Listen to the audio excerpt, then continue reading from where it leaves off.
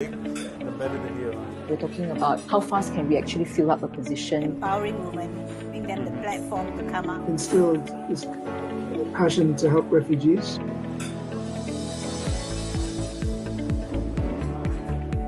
We're here to discuss the future, and we're here to eat all this yummy food. Hi, everyone, and welcome to a working lunch with Nordin.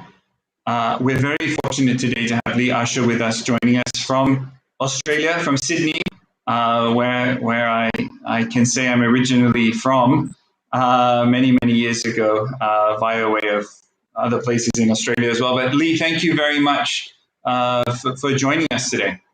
Yeah, and it's nice to have. Thanks for asking me to be on the show. So.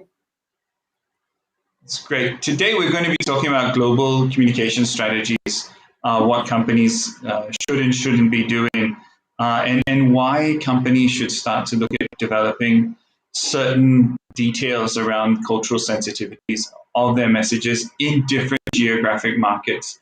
I know that's quite a mouthful, but Lee, before we get into the kind of like details of today's show, why don't you tell us a little bit about yourself and what's going on in Australia right now?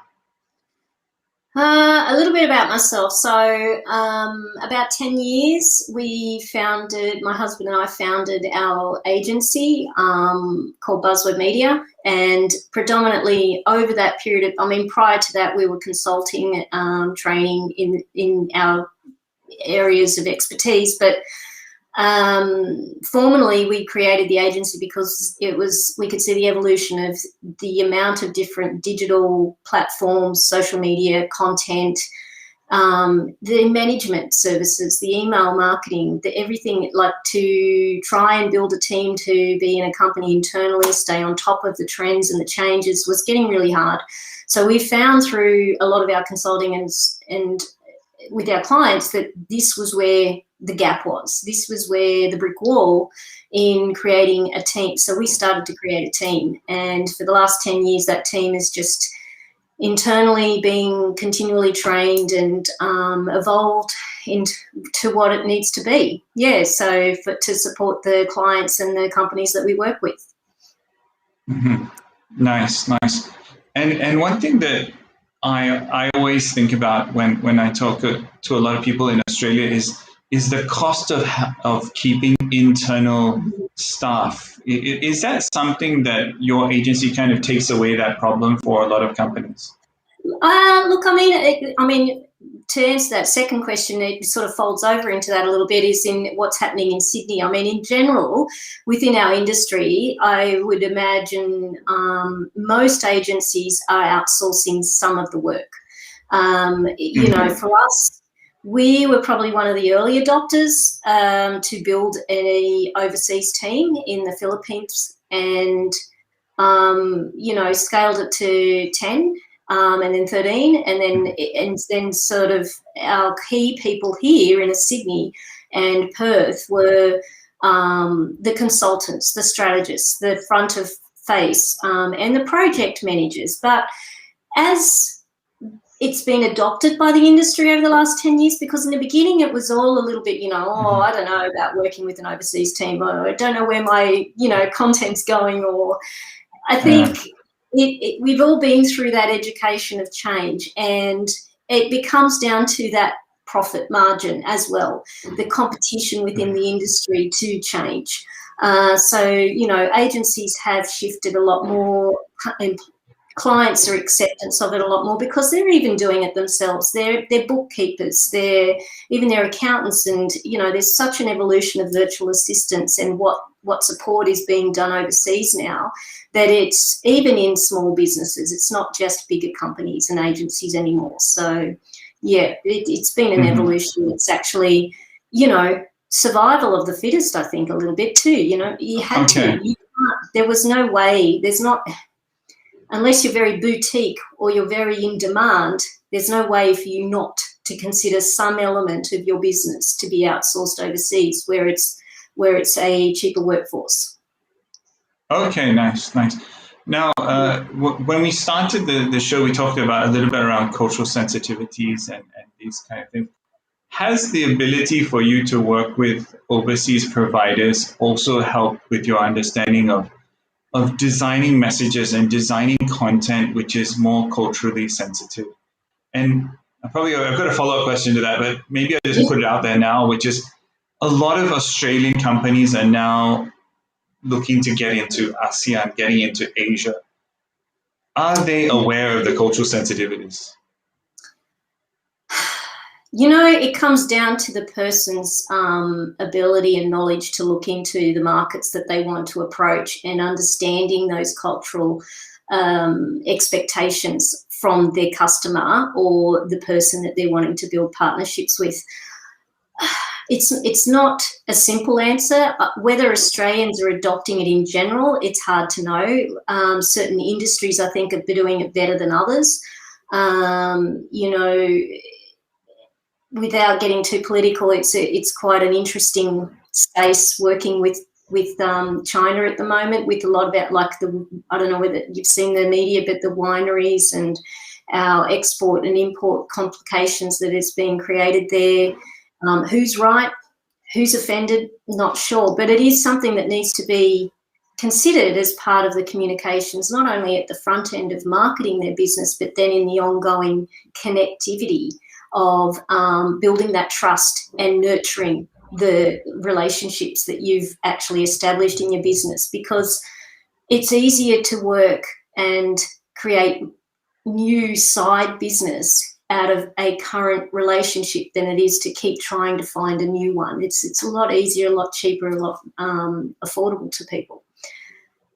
Can't remember the second question. Yeah, I know, right? I was like, okay, you got me at China. No, I think this part of this, how are Australian companies adapting their communications? Because it's one thing to communicate well in Australia and you know, certain jokes, certain cultural nuances, and of course the Australian slang.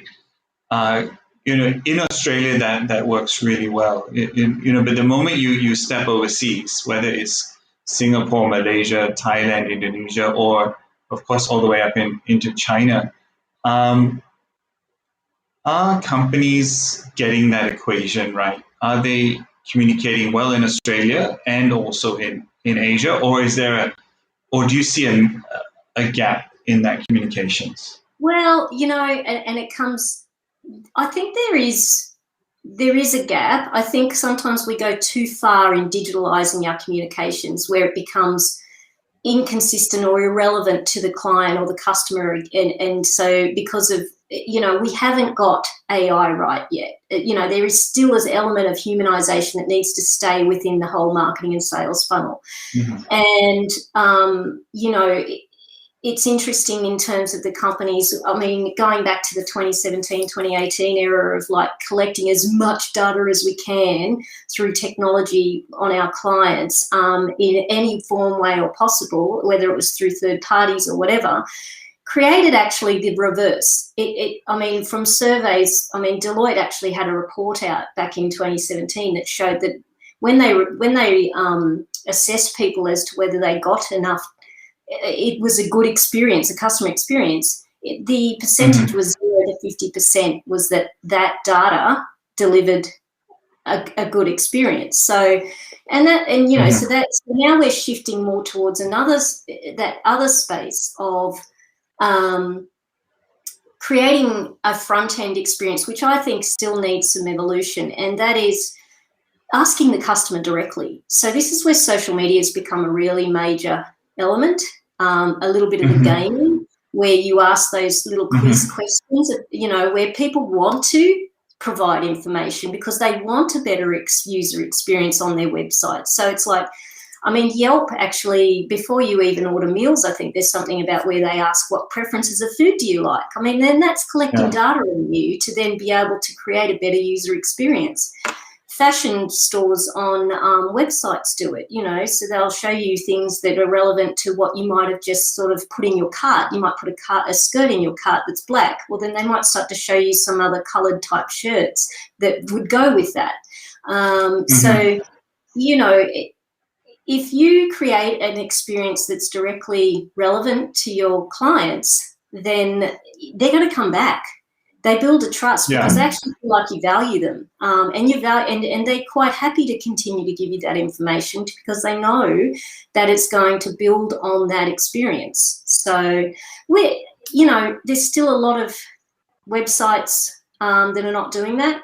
They kind of collect them on an email database. They send out that generic email to their whole database, regardless of what country they're in, regardless of what language they speak.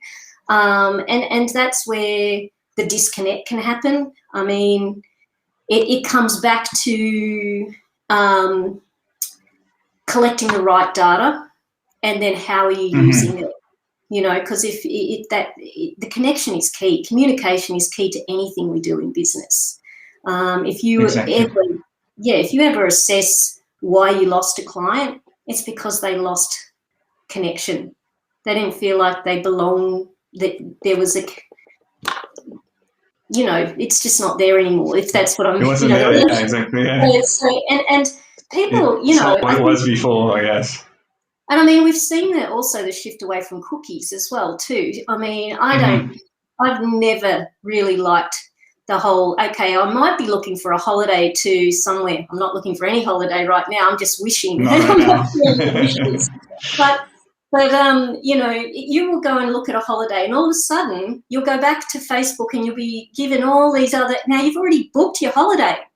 But because you've been cookied for the next 30 days or 14 days, you're still going to you're going to get all this information that is so irrelevant, which then damages the experience you're having within that website. I mean, Facebook, so you sort of start, and how many times do you really want to hide an ad or hide a sponsored promotion? It just gets annoying. So you just go somewhere else. So, I think we really need to think about whether there's some real value in that. I think also the platforms that are pulling that information in need to think about what experience they're delivering. So, I mean, a lot of the next generation, where are they shifting to? They're shifting to those spaces where they're getting a direct experience. So, nice. Interesting. A couple of questions came in on sensitivities and understanding cultural attitudes. Now, one thing that kind of, we think about Australian companies exporting to Asia. What about foreign companies going into Australia? What have you seen go right? What have you seen go wrong?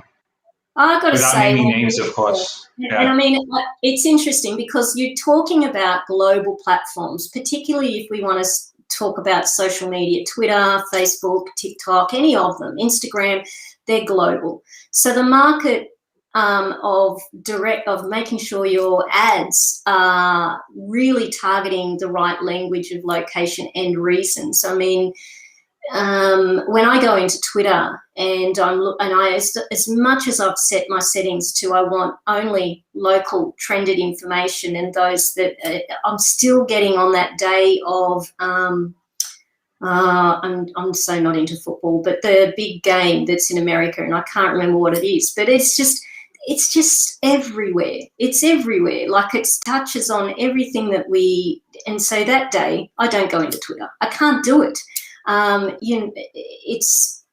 So on the flip side, you've got things like Chinese New Year. That's celebrated by a certain community here, but not everyone, not all of us. You have other religious ceremonies where they're having days off. We have Cyber Sunday or the Monday, and then Black Friday holidays. They don't mean anything much to Australia. I mean, it's starting to evolve, but it doesn't really matter. So one of the things I can remember getting an email, because I'm using American software for certain things in our business, was the 4th of July sale. So what? You know what I mean? Like it doesn't mean anything to me. Will I send you a Boxing Day holiday campaign in Malaysia? Would that mean anything? Not really. I mean, how many people would actually even know what Thanksgiving Day is here in Australia? I don't really know.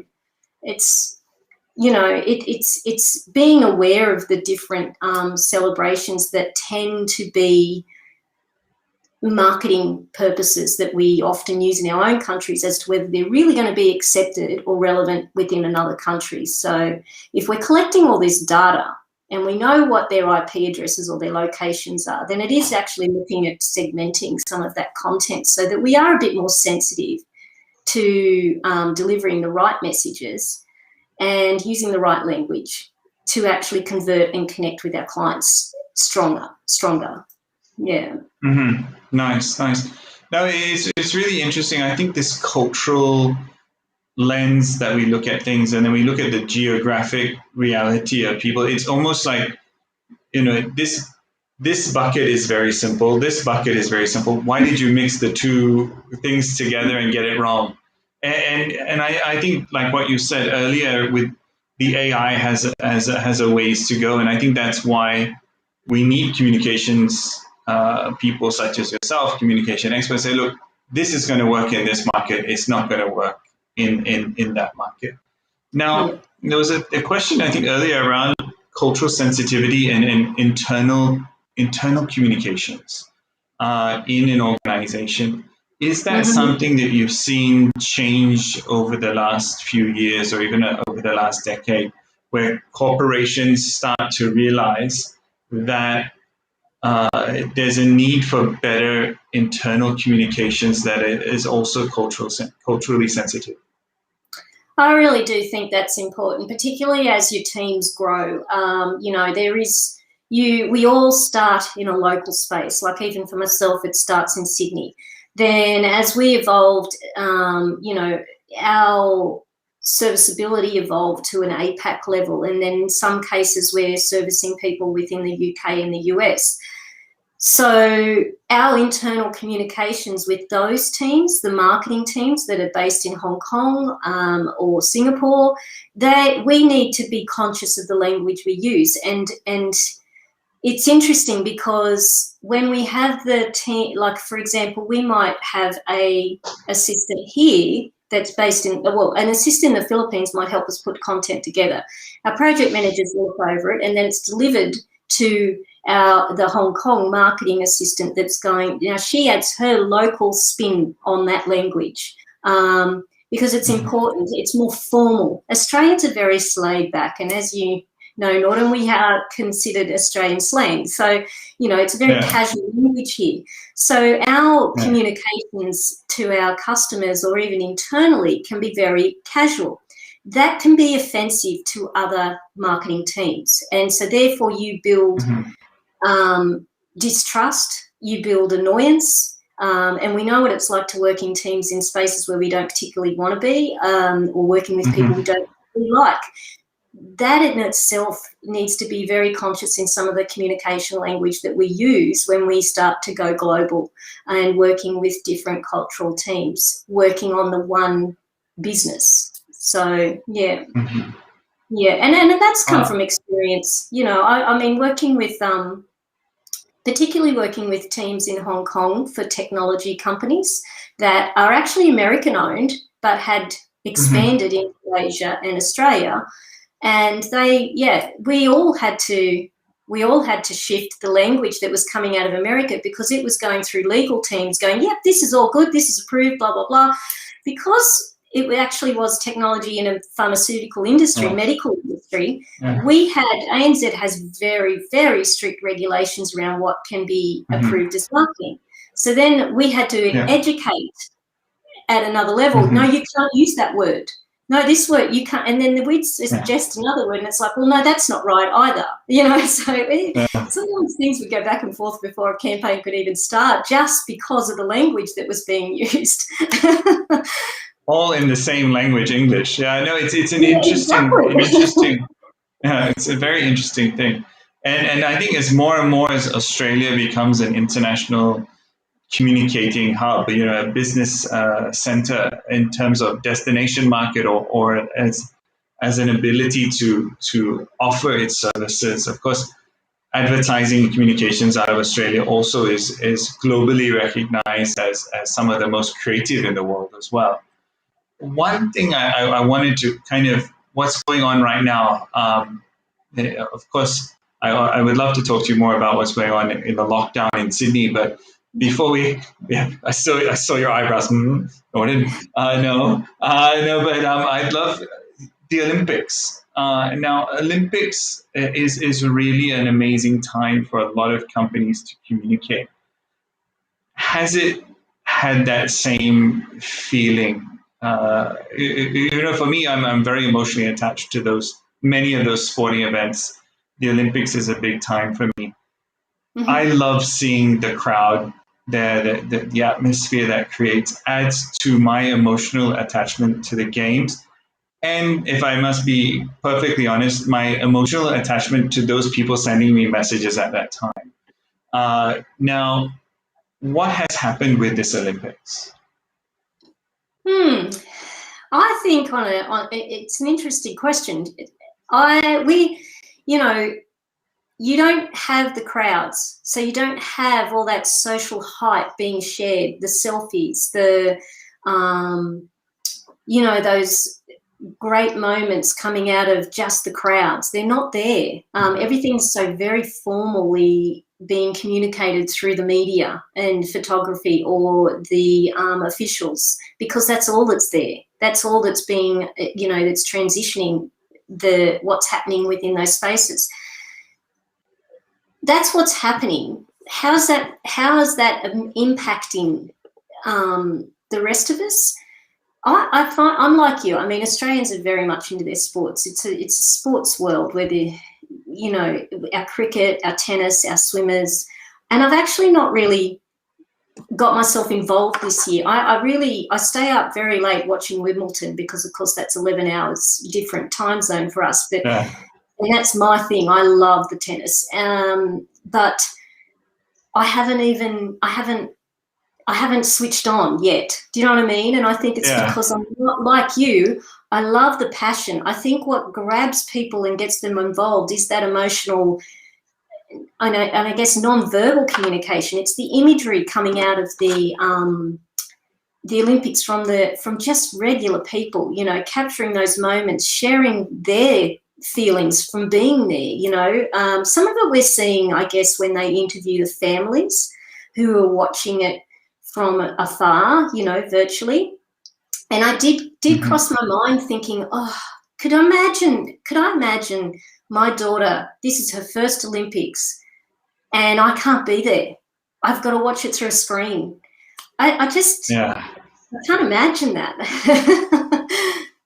I'd be the same. I would find, by hook or by crook, I'd be there. I'd be the assistant coach or something, I'm the ball boy, whatever it takes to get in the stadium, Where's the volunteers there? Sign me up.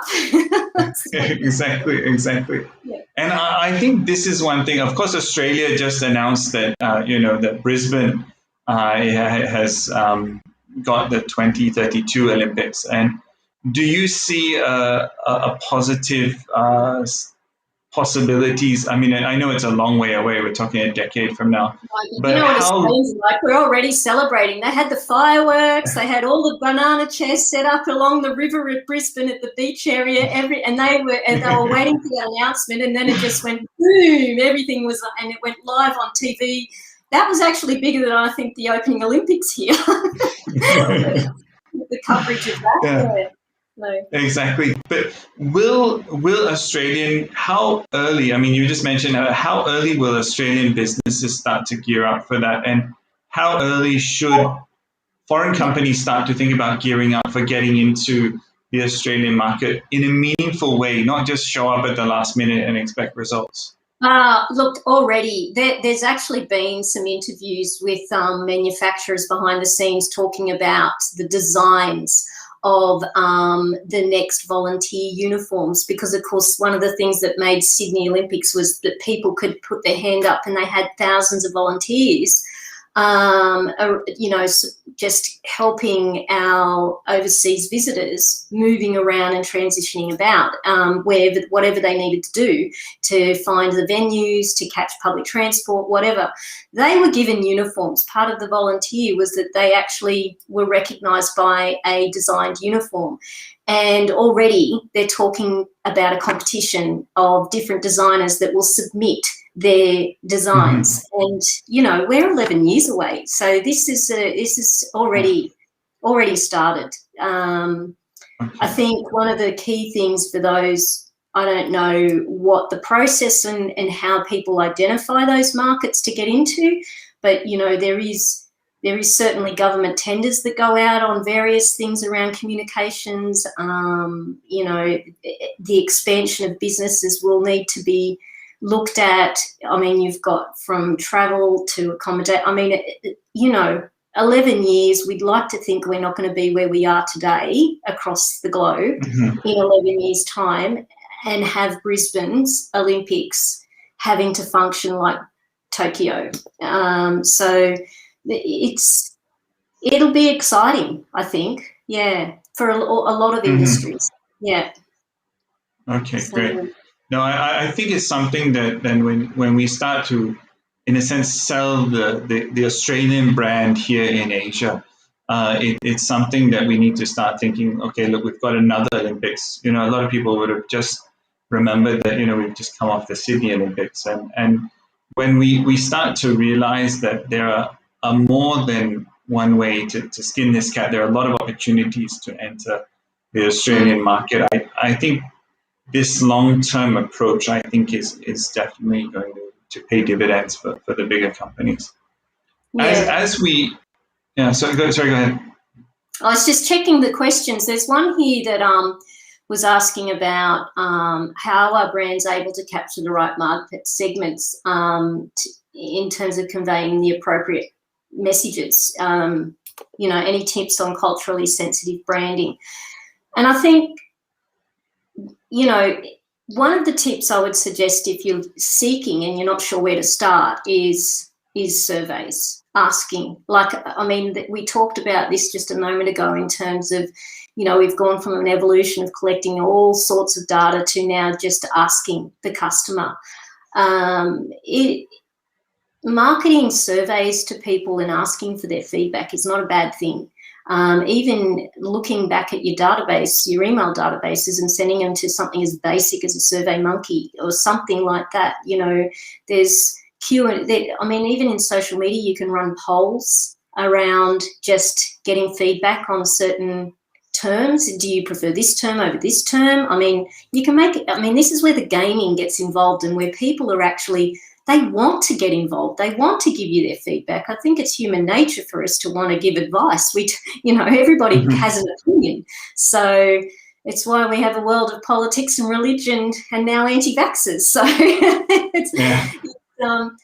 it's just asking. It's just, and I think it's also brought us back to another place, and you and I spoke about this off camera a little bit around the whole personal branding. You know, the whole COVID of digitalizing has been forced on everybody. You know, they've had to be forced to understand how to use it more integrated into their business.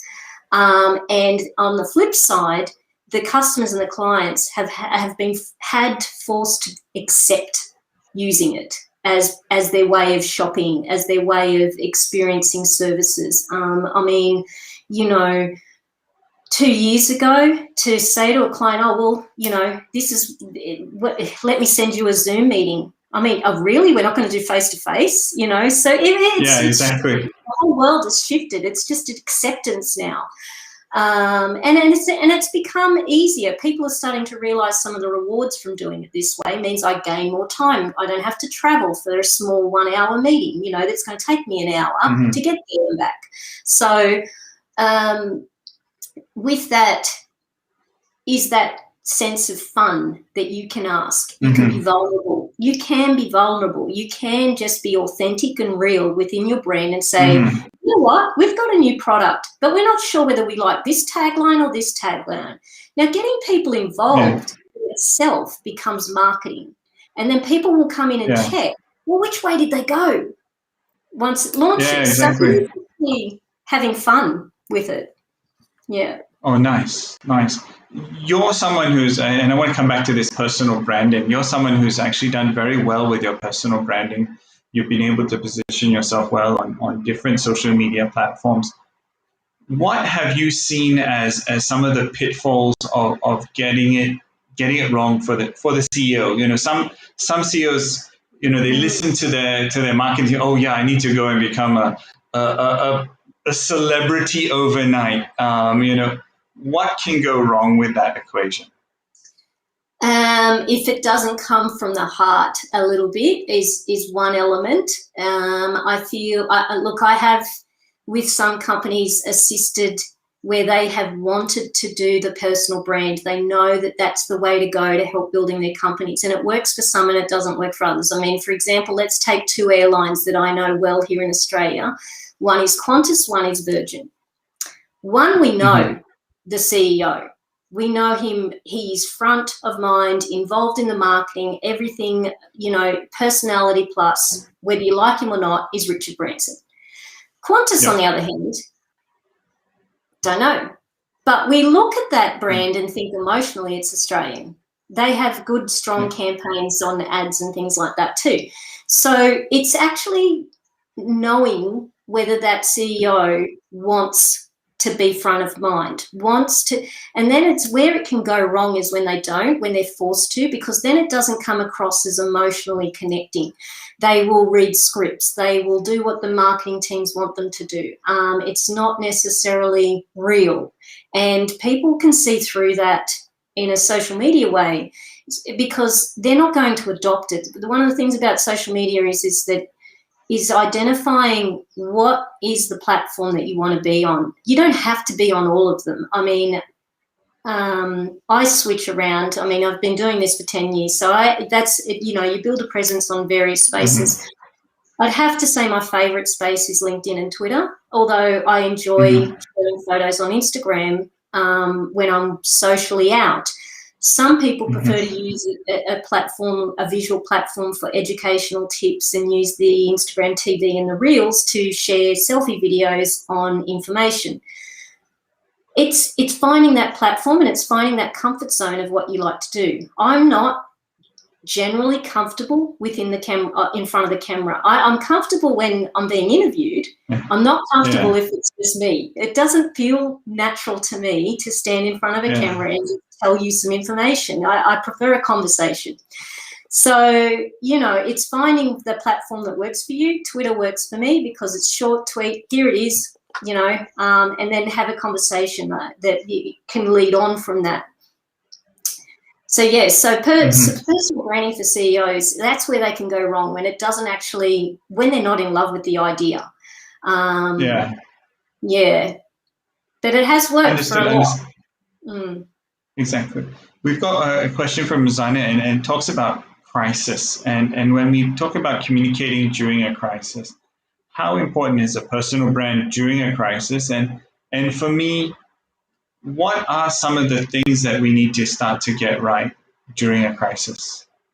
I like this question because I feel that this is part of the shift that we're going to around being more real and authentic. I mean, here I am, because we're in lockdown here in Sydney. I'm not in my office. I'm not in my clinic space as such. So in a way, you're seeing another side where I'm in my home office. And what does that look like? And does that add to me as a personal brand? There's also the element of you don't have to have this, for one, like a showy look. Does that make sense? Business is about you. The business is about you. So your marketing is about you, connecting with you. The trust with you is what makes the sale.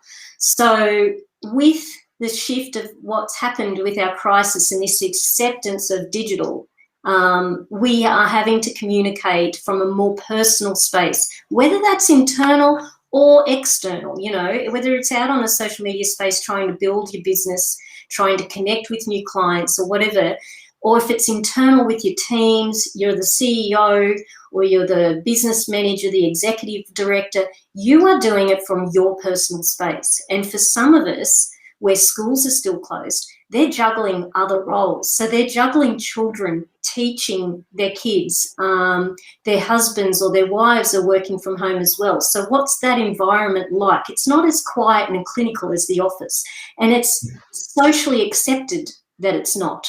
We are creating new, practical, realistic balances of what our life is like. So it's an insight. Yeah, no, I like. And I that like adds that. Practical and realistic. Yeah.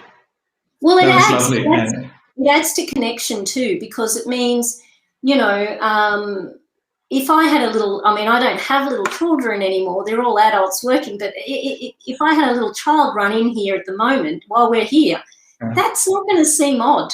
If I'd done it 2 years ago, that would seem unprofessional. So that is the shift. But what it does is it makes me potentially connect with people online. It's like, oh, she's got so much going on. She as well. Do you know what I mean? Like she's real. Yeah, she's human, you know, she's not this robot. You know? And I still remember that 2 years ago there was that footage of that poor guy being interviewed on BBC, and his kids kept running in, and now, you know, it went viral, but now it'd be like, oh, okay, he's just at home. It wouldn't be. I shared on LinkedIn, actually. It was a really lovely photo of one of the people that work at Lego, and he's obviously his wife has taken it or someone else has taken it, but he's on a Zoom call with his team, and he's got his little girl sitting at his feet painting his toenails out of camera. And it's just a beautiful photo. I thought, this is our life right now. Exactly. And he's sharing that within his professional space, you know. So it's like this is connecting us. So it's connecting. So personal brand is becoming a stronger element. And, you know, and I think it doesn't hurt you to share some of those personal behind the scenes photos and with your teams and with your clients. I mean, it doesn't hurt at all at the moment. It kind of adds to we are all in the same boat. Nice. I really appreciate that. And I really appreciate the time you've given us today, Lee. It's been very insightful, and I can see a lot of questions that have come up and a lot of comments. And I apologize for not being able to get through all of them, perhaps. But in closing, Lee, is there anything that any last, not last minute advice, because this is should be the beginning of something, but any last advice that you would have for companies who are looking to kind of change their communication strategy and change that direction and pivot to something else? Well, I think one of the key things, and it's possibly not new to people in hearing it, but it may reinforce just in terms of where to focus, and that is to keep an eye on your insights. If you're, you know, I know we've used social media as an example, but email marketing is another one. Keep an eye on what is drawing people to your website. What are the click-throughs on your emails links? What open rates are you getting? And you know, so social media-wise, it's like what timing or what posts are getting more engagement than others, and taking advantage of utilizing those kind of communications to build on in your business. So, for example, I've seen businesses that are professional use a set space like Instagram to share funny memes or that are relevant within their industry, but that keeps them front of mind, because your clients aren't always going to need you all the time. But what happens is when they do need your services, they're going to think of you because they've stayed connected to you at a level that is relevant to them. So if they've got the same sense of humour, or they resonate with that professional humour of memes and stuff, then you're the first person they're going to call to deliver a service. It doesn't need to stay stale. You know, LinkedIn can be a space of information. Instagram can be the entertainment. Twitter can be where you engage back. You know, it's thinking about where you want to be and what you use those spaces for, but check your insights, because it's in there that your clients will tell you what they are following you there for. Yeah. Brilliant. On that note, I want to thank you very much, Lee, for your time today, your insights, and of course, your experience that you bring to the table in this field. I've enjoyed being with you, Nordin. This has been fun.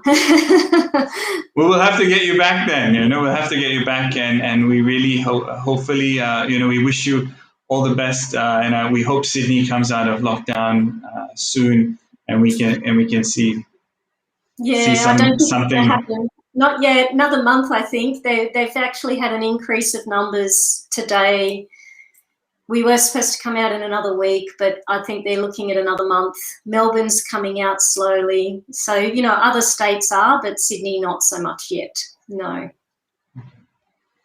Better safe than sorry. Oh, absolutely.